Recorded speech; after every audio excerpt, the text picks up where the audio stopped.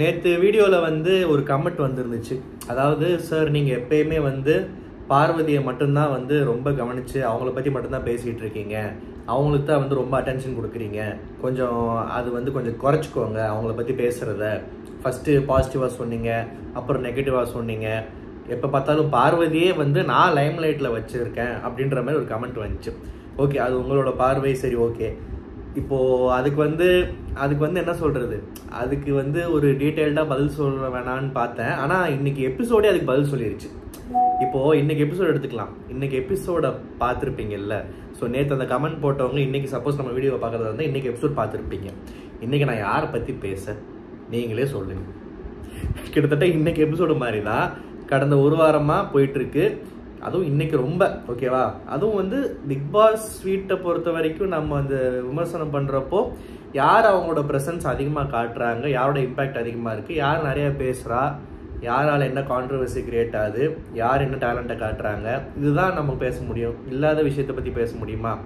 இப்போ வந்து என்ன சொல்கிறது, இப்போ அப்சரான்னு உள்ள ஒரு பொண்ணு இருந்துச்சு. அப்சரா பற்றி கண்டிப்பாக நம்ம வந்து டெய்லி உட்காந்து பேசிகிட்டு இருக்க முடியுமா? அந்த மாதிரி ஒன்றுமே அந்த பொண்ணு பண்ணல.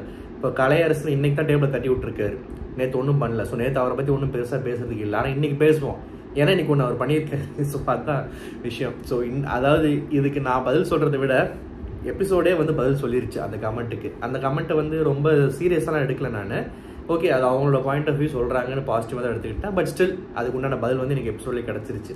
ஸோ பார்வதியை பொறுத்த வரைக்கும் இன்றைக்கும் பார்த்தீங்கன்னா அது ஒர்க்கு, அதான் வேலை பண்ணக்கூடாது. அதுக்கு நான் ஒரு நாள் ஒரு காரணம் கண்டுபிடிப்பேன். என்னை இப்படி சொல்லாத, தொடப்பத்தை நான் இப்படி தட்டுவேன் அப்படி தட்டுவேன்னு சொல்லிட்டு ஃபஸ்ட்டு ஒரு காரணம் கண்டுபிடிச்சிச்சு போன வாரம் முந்தின வாரம்லாம். அதுக்கப்புறம் வந்து நேற்று முந்தானேத்து சண்டை போட்டுச்சு, கடைசியில் க்ளவுஸை வச்சு சமாளிச்சிச்சு.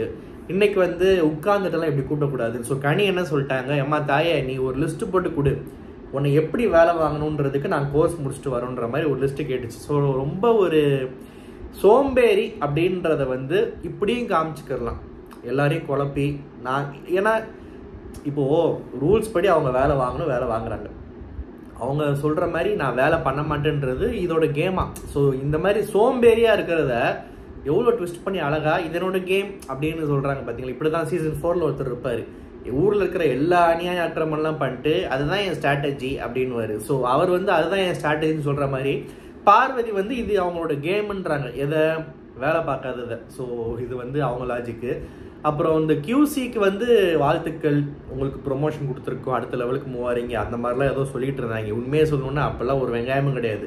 பிக் பாஸ் நேற்று பார்த்துருப்பாரு. நாங்களும் சொல்லியிருந்தாலும் இந்த பாட்டில் டாஸ்க்கு என்ன கரும்பு முடிச்ச டாஸ்க்கு, அதை பண்ணி இதை பண்ணு அதை பண்ணு, இது ஒர்க்கரு சப்ளையர் குழப்பிக்கிட்டு இருக்காங்க, இது ஒரு வழியாக முடிஞ்சால் சரி, அவங்களுக்கே ஒன்றும் கண்டுட்டு இல்லைன்னு சொல்லிட்டு தற்காலிகமாக நிறுத்திட்டாங்க. நாளைக்கு நடக்காட்டி நல்லா இருக்குன்னு சொன்னல, இன்னைக்கு நடந்துச்சு, நல்லாவும் இருந்துச்சு. அது காரணம் என்னன்னா, நேற்று இந்த பார்வதியை QCன்ற ஒரு பொறுப்பை கொடுத்து ஓரமாக பெஞ்சு போட்டு உட்கார வச்சிட்டோமே, இது வந்து சரி வராதே, என்ன பண்ணலாம், பார்வதியை உசுப்பேற்றணுமேன்னு சொல்லிட்டு பிக் பாஸ் யோசிச்சிருப்பாரு. ஸோ என்ன பண்ணிட்டாங்க, ஓகே இந்த QC டீமுக்கு சும்மா ப்ரொமோஷன் சொல்லிட்டு லைட்டாக ஒரு விஷயத்தை விட்ட போட்டுடுவோம். இன்டெரக்டாக பார்வதிக்கு ஏற்கனவே கொம்பு முளைச்ச மாதிரி தான் பண்ணுவாங்க, இருக்கிற கொம்பை சீவி விடலாம் இந்த QC வேலையிலன்னு சொல்லிட்டு பிக் பாஸ் வந்து அந்த கொம்பை சீவி விட்டாப்புல. பயங்கரமான ஸ்ட்ராட்டஜி. அவங்களுக்கு பிடிக்காதவங்க பிடிச்சவங்களுக்காக எக்ஸ்ட்ரா கேம் பிளான் பண்ணுறது, ஸ்ட்ராட்டஜி பிளான் பண்ணுறது, அதெல்லாம் ஓகே. ஆனால் அங்கே இன்னொரு மனுஷன் QCயில் இருக்காரு, அவரையும் மனுஷனாக மதிக்கணும்ல. அவரை மனுஷனாக மதிக்கிறாங்க, அந்த டவுட் இல்லை. பட் ஆனால் அவரை ஒரு இண்டிவிஜுவலாக, அவரை ஒரு பிளேயராக, அவரோட ஸ்ட்ராட்டஜி என்ன, அவர் என்ன சொல்ல வர்றாரு, நல்லது கிட்டது, அதை கேட்கலாம், அதை கொஞ்சம் விளையாட விடலாம், ஃபாலோ பண்ண விடலாம். ரொம்ப டாமினேட் பண்ணி திவாகரை வந்து விளையாடே விடாமல் அவர் உண்மையாகவே சொல்லணுன்னா, உலகத்தில் எத்தனை ரியாலிட்டி ஷோக்கு பார்வதி போனாலுமே இன்னைக்கு எபிசோடில் திவாகர் பார்வதி ஹேண்டில் பண்ண மாதிரி எவனும் பொறுமையாக ஹேண்டில் பண்ண மாட்டான். ஒரு கட்டத்தில், அதாவது எப்பயுமே இவரெல்லாம் குட் பாய், யாருமே வந்து இவரெல்லாம் எந்த வம்புக்கும் போக மாட்டார், தும்புக்கும் போக மாட்டார், இவரை வந்து அதாவது இவர் வந்து பொறுமையை இழந்து நாங்கள் பார்த்ததில்லை, ஃபீல்டில் அக்ரெஷன் காமிச்சே பார்த்ததில்லைன்ற மாதிரி சில பேர் இருப்பாங்க கிரிக்கெட்டில். அது அப்பேற்பட்ட ராகுல் டிராவிட் ஒரு வாட்டி என்ன பண்ணார், ராஜஸ்தான் ராயல்ஸ் டீமுக்கு கோச்சாக இருந்தப்போ, ஏதோ இதாக இருந்தப்போ, மென்டராக இருந்தப்போ தொப்பியை கழட்டி கீழே போட்டுருவார், பொறுமை இழந்துருவார். அது ரொம்ப ட்ரெண்ட் ஆச்சு, இவரா அப்படின்னு. அது மாதிரி இந்த பார்வதி பாயிண்ட் ஆர்ச்சரில் கடைசியில் ஒரு கட்டத்தில் திவாகர் பேடையே இந்த பேடு இந்த பேப்பரை தூக்கி கீழே போட்டு உண்மையாகவே பொறுமையை இழங்குற அளவுக்கு ரொம்ப பண்ணிட்டாங்க. ஸோ திவாகரும் கேம் ஆடணும். அந்த ஆதிரை சொன்ன மாதிரி முந்தாணி பிடிச்சிக்கிட்டே தெரிய முடியாது. ஸோ திவாகர் வந்து அப்படிப்பட்ட ஆள் கிடையாது. அவரும் வந்து சிந்திப்பார், செயல்படுவார், தனியாக யோசிப்பார். அதுக்கு ஸ்பேஸ் கொடுக்கணுன்றது பார்வதிக்கு புரியல. அப்புறம் இந்த விக்ரமன் இல்லை. ஸோ விக்ரம் வந்து உள்ளே வந்ததுக்கு கொஞ்சம் அங்கங்கே கொஞ்சம் கம்மியாக பேசினாலும் அவரோட ப்ரெசன்ஸை கொஞ்சம் காமிச்சிட்டு இருக்காரு. சில விஷயங்கள் நல்லா பேசுகிறாரு. அண்ட் இன்றைக்குமே வந்து சில விஷயம் நல்லா பண்ணார் அந்த கேமில். ஸோ வந்து எனக்கு அது இன்றைக்கி கொஞ்சம் நல்லா பட்டுச்சு. நேற்று கடந்த 2-3 நாளாக வந்து விக்ரம் கொஞ்சம் அவரோட ப்ரெசன்ஸை காட்டுற மாதிரி எனக்கு தோணுச்சு.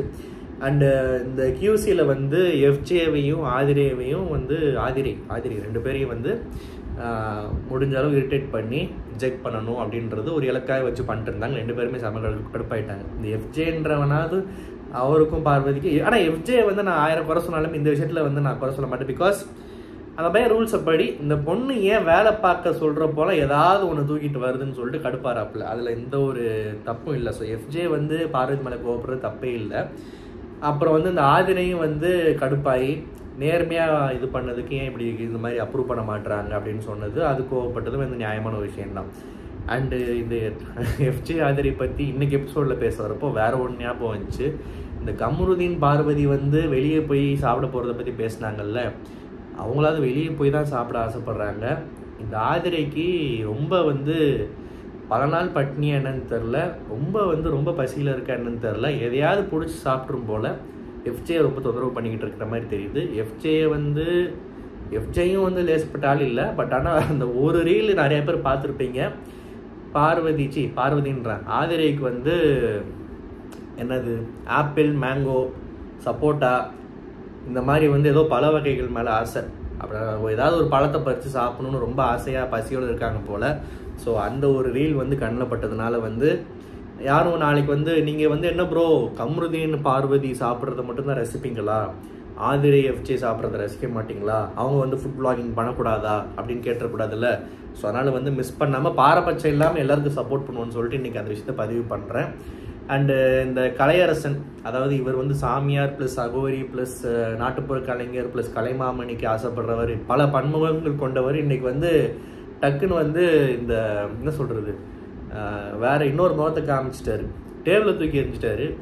அதாவது சாமியார் வந்து ருத்ரதண்டம் வாடிட்டாருன்னு தான் சொல்லணும். இன்றைக்கி வந்து நான் ஒருத்தர் இருக்கேன்டான்றத மாதிரி டக்குன்னு வந்து சபரி சொல்லி சிரிக்கிறது தான் பார்க்கும்போது காமெடியாக இருந்துச்சு. அவர் கலையரசன் தெளிவான ஆள் தான். நிறைய விஷயம் பேசுகிறப்பவும் சரி, கோவப்படும் போதும் சரி, இன்றைக்கி அவருமே பொறுமை இழந்து டேபிளை தூக்கி அடிச்சிட்டாரு. அண்டு இந்த டக்குன்னு பிக் பாஸ் வீட்டில் வந்து நம்ம கமல் சார் பண்ணிட்டு இருந்தப்போ பாலிடிக்ஸை மிக்ஸ் பண்ணி சில விஷயம்லாம் பண்ணுவாங்கல்ல, ஊழலுக்கு அகைன்ஸ்டாக நான் பண்ணுறேன், குரல் கொடுக்குறேன், அநியாயம் நடக்கிறப்போ போராட்டம் பண்ணுறேன்னு டக்குன்னு அந்த ஒரு மோடில் இறங்கிட்டாங்க. கனி அண்ட் கேங் எல்லாம் சேர்ந்து பார்வதி கியூசி டீம் வந்து தப்பு பண்ணுது, ஸோ அநியாயம் நடக்கிறப்போ ஏதோ போராட்டம் வெடிக்கும்னு சொல்லிட்டு போராட்டம் பண்ணி ஏதோ கத்த ஆரம்பிச்சிட்டாங்க. அண்டு பார்வதி வந்து கடுப்பாயிட்டு போயிட்டாங்க. திவாகரை மற்றவங்க மேலே இருக்கிற கோவத்தையும் ப்ளஸ் திவாகர் வந்து அவங்க கேம் ஆட மாட்டாரு. திவாகர் வந்து கொஞ்சம் அந்த சுச்சுவேஷனை செட்டில் பண்ண ட்ரை பண்ணுறாரு. அது பார்வதிக்கு முடியாமல் அவர் மேலே ரொம்ப அந்த அந்த மனுஷன் வந்து அந்த பொண்ணுக்கு கொண்டு வந்த சாப்பாடை ஏதோ சாப்பிட்டாரா, ஊட்டி விட்டாங்க போல். அதை பற்றி சொல்லி காட்டுது. இந்த வீட்டுக்குள்ளே சாப்பாட்டை வச்சு அரசியல் பண்ணுறாங்கன்னு அதிகமாக கம்ப்ளைண்ட் பண்ணுற கண்டஸ்டன்ட் யாருன்னு பார்த்தா பார்வதி தான். ஏன்னா அதுக்கு விக்டிமாக இருக்கிற மாதிரி காமிச்சிக்கிட்டாங்க. சில நேரம் விக்டிமாக வருதுக்கான்னு வச்சுப்போமே, எல்லா வாட்டியும் டவுட்டு சந்தேகப்பட வேணாம். ஆனால் இன்றைக்கி திவாகர் விஷயத்தில் ஒரு வாட்டி சொல்லலாம், 2 வாட்டி சொல்லலாம், கடைசி வரைக்கும் நீ சாப்பிட்டேன்னு சொல்லி காட்டப்போ அவர் ரொம்ப பொறுமையாக போய் லாஸ்ட்டில் பொறுமை இழந்துட்டார். அண்டு பொறுமை திவாகர் மட்டும் இல்லை, கனியே வந்து உண்மையாகவே நேற்றா சொன்னேன், இப்போ தான் இந்த வீட்டில் ஒரு கேப்டன் இருக்காங்கன்னு காண்றாங்க, அந்த ப்ரெசன்ஸ் இருக்குன்னு. இன்றைக்கி வந்து பார்வதி பின்னாடியே போய் அவங்க பண்ணுற அநியாய அக்கிரமத்துக்கு எக்ஸ்ப்ளனேஷன் கேட்குறதா இருக்கட்டும், கிளாரிட்டி கேட்குறதா இருக்கட்டும், டவுட்ஸ் கிளியர் பண்ணிக்கிட்டதா இருக்கட்டும், இல்லாட்டி தட்டி கேட்குறதா இருக்கட்டும், பனிஷ்மெண்ட் தரதா இருக்கட்டும். இன்றைக்கெலாம் பனிஷ்மெண்ட் கொடுத்தாங்க. அவங்க அந்த உட்காந்து பார்வதி பண்ண விஷயம் வந்து ஒரு மாதிரி டிஃப்ரெண்ட்டாக நல்லா இருந்துச்சு. 20 கட் பண்ணாமல் காமிச்சாங்க. ஸோ கனி அதை உண்மையாக பாராட்டினாங்க, பரவாயில்ல என்டர்டெய்னிங்காக இருக்குன்னு சொல்லிட்டு. ஸோ கனி வந்து இன்னும் அந்த குக் வித் கோமாளி கனி உள்ளே இருக்காங்க. முதல் வாரத்தில் தான் கொஞ்சம் ஒரு குறிப்பிட்ட பேர் கூட சேர்ந்து கொஞ்சம் வந்து ஒரு பேட் லைட் வர மாதிரி கொஞ்சம் அப்படி போனாங்க. ஒரு பேட் ஸ்டார்ட்டுன்னு சொல்லலாம். பட் பரவாயில்ல, கனி இஸ் பேக் டு ஃபார்ம்னு நான் சொல்லுவேன். இன்றைக்கி வந்து பார்வதியே பேசிக்கிட்டே இருக்காங்க, பார்வதி நடந்துகிட்டே இருக்காங்க. கோவம் வந்துருச்சு. இல்லை என்னை பார்த்தா எப்படி தெரியுது, உன் பின்னாடியே வந்துட்டு இருக்கு, நான் என்ன பிச்சைக்காரியா அதுவான்னு சொல்லிட்டு கோவம் வந்துருச்சு. ஸோ சில பேர் வந்து கோவப்படாதவங்க டக்குன்னு சில வார்த்தைகள் விடுறப்போ அது ஸ்ட்ராங்காக பதிவு பண்ணுறப்போ தான் அந்த இம்பாக்ட் தெரியும், எந்த அளவுக்கு அவங்க பொறுமையை சோதிக்கிறாங்கன்னு சொல்லிட்டு. ஸோ இன்றைக்கி எபிசோடு ஃபுல்லாக பார்வதியோட சவுண்டு தான், ஓகேவா? ஸோ பார்வதியோட சவுண்டு அதிகமாக இருந்துச்சு, கண்டென்ட் அதிகமாக இருந்துச்சு, எல்லாமே அதிகமாக இருந்துச்சு. அதனால் வந்து இன்றைக்கி யாருமே வந்து கண்டிப்பாக வந்து என்ன ப்ரோ பார்வதி மட்டும் தான் அவங்க கண்ணுக்கு தெரிவாங்களா அப்படின்லாம் வந்து கேட்கக்கூடாது. பார்வதி தான் இப்போதைக்கு கண்ணுக்கு தர்றாங்க, அதான் நடந்துக்கிட்டு இருக்குது. இந்த ரிவ்யூ உங்களுக்கு பிடிச்சிருந்தா மறக்காம சேனல் சப்ஸ்கிரைப் பண்ணுங்கள். நன்றி, வணக்கம்.